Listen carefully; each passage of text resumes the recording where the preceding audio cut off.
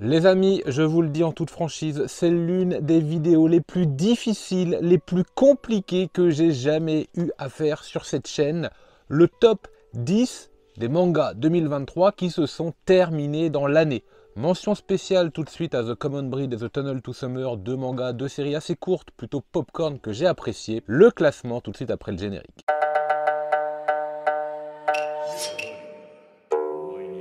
Dixième position pour un titre en 10 tomes qui s'est terminé avec un manga collector cet été chez Meian. Je parle de Shigurui, un manga tranche de vie, ça je vous l'ai déjà dit. C'est clair que c'est du samouraï, c'est clair que les dessins sont exceptionnels, que le format est extrêmement agréable, que le prix est juste nickel par rapport au format, par rapport à ce que l'œuvre nous propose.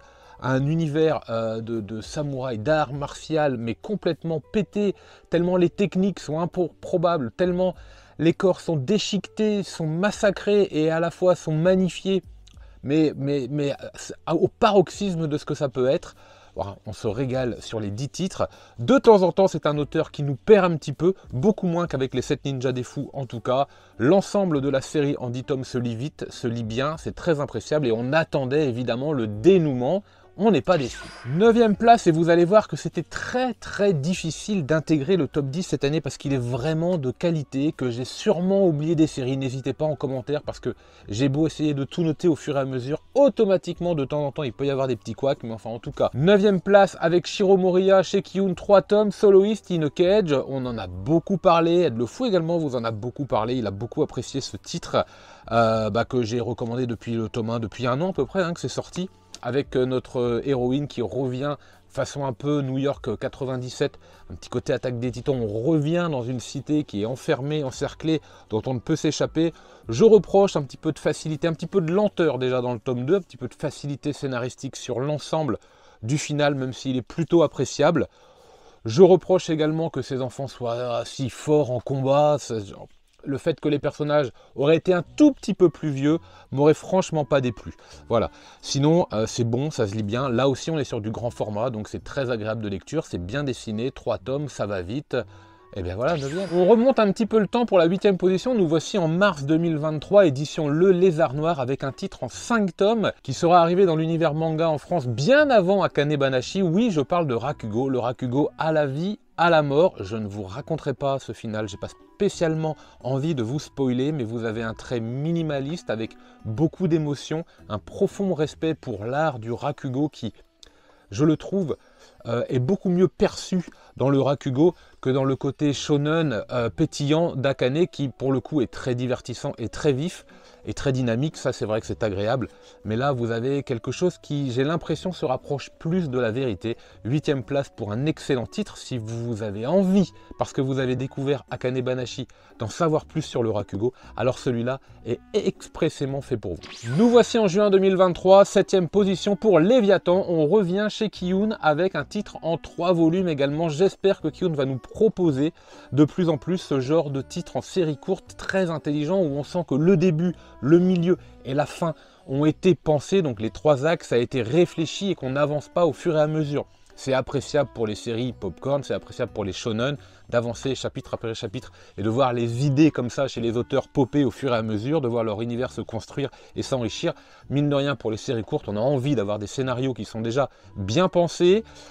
C'est cohérent de A à Z, c'est très bon Léviathan, même si j'aurais pour le coup personnellement préféré une fin un tout petit peu mieux senti encore, mais enfin ça fait bien le travail et on pourrait en avoir tout à fait un film ou une mini-série que ça m'étonnerait pas du tout quoi. 7e place donc pour Léviathan en 2023. 6e position, et on en parlera dès la rentrée, il est là dans les mains, le dernier coffret également, je vais vous les présenter bientôt, mais voici le final de Baki. Mais oui, voilà, mais oui, ça bastonne, ça castagne, c'est popcorn, c'est testostérone. Moi je demande rien d'autre avec Baki que ce que Baki propose, et ça fait très bien le boulot. 100% de plaisir, 100% de baston.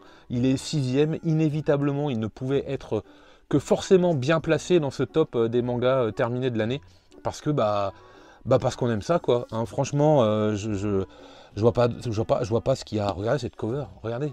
Non mais elles sont complètement pétées les covers. Voilà, merci à Meian pour l'édition, merci à Meian pour le rythme de publication.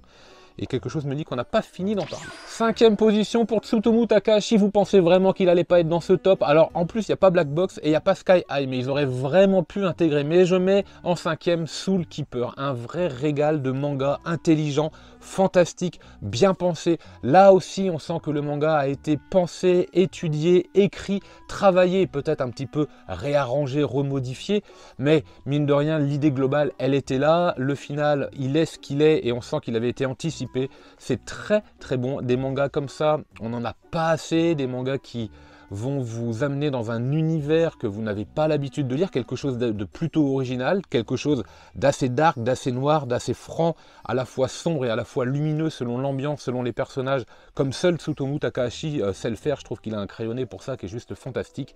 Bref, tout y est, excellent manga, Soul Keeper, je recommande, 5e en 2023. Il sera 4e, peut-être que certains le placeraient sur le podium. Bon, j'ai eu beaucoup de mal et je parle de Karakuri Circus, le dernier tome, il est là dans mes mains. Et que vous dire de ce shonen atypique, puisque Karakuri Circus porte bien son nom avec le mot circus, que vous allez avoir...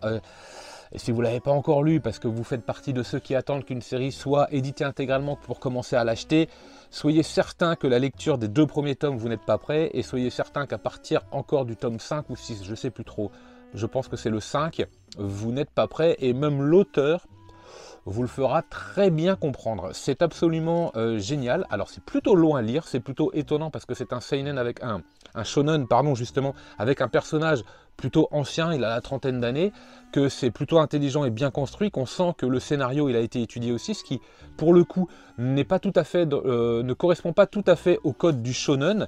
Il est sorti il y a une bonne vingtaine d'années, vous le savez, il s'est beaucoup affranchi du Big Free, pour peut-être même être un peu mis de côté par le grand public. C'est une erreur, il est 4e, ouais, il est aux portes de podium, ouais, il flirte avec le podium, hein, mais vraiment parce que je voulais aussi vous parler des 3 autres. Avant d'attaquer le podium, justement, il est temps d'activer la petite cloche pour les autres vidéos, d'aller regarder les autres tops, le catalogue de la chaîne, il est très bien fourni. Un grand merci pour votre participation, votre fidélité, les retours que vous avez en commentaire. On se régale, merci pour l'année 2023, j'ai envie de dire, bah, rendez-vous en 2024, ce sera, j'ai repensé pas mal de choses, donc petit à petit, il y aura beaucoup d'évolutions. Le podium, le top 3, je vous le présente, comme d'habitude, vous aurez Gannibal, vous allez avoir Sido et vous allez avoir Poison Quotidien. Quel est l'ordre de ce podium?